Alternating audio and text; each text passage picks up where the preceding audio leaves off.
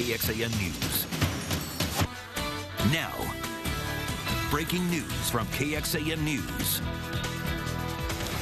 Good afternoon. It is day 6 of deadly, destructive wildfires in Bastrop, but firefighters did make some progress overnight, and the numbers do not grow. Still nearly 1,400 homes burned, 30% of the fire contained.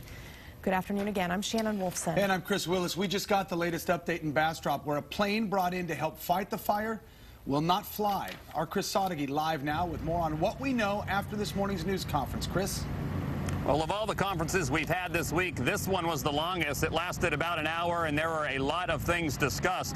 First, we can tell you that the fire is still at 30% containment, but that is a cautious estimate. They say they have made some progress and have not lost any more homes. That number is still at 1,386. There are 866 firefighters on the ground actively fighting this fire. Now, as for the big DC-10 air tanker everyone's been talking about, we expected it to drop fire retardant on the area, but this morning we found out it will not fly. The Forest Service says it's due to how they're fighting this fire. It's not needed right now, and that it was brought to Texas to help the entire state and will be used in the best places possible. Still available for use in the future if they need it here in Bastrop. No further word on any re-entry for the people here, which is what they're really waiting for. But Judge Ronnie McDonald took time to deliver an almost coach-like motivational speech.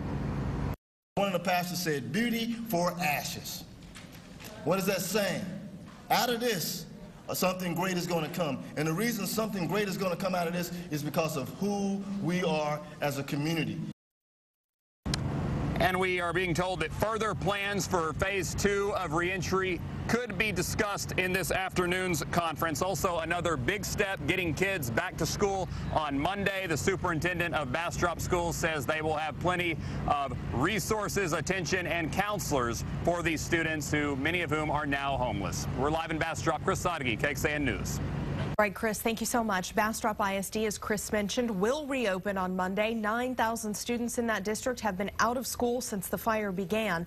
The school district is also planning special programs for those students who are homeless from the fire. That number, they estimate, will be in the hundreds. There will be modified bus routes with buses picking up at shelters and churches and hotels in the area. If you have any questions about any of that, you can call one of those numbers there on your screen.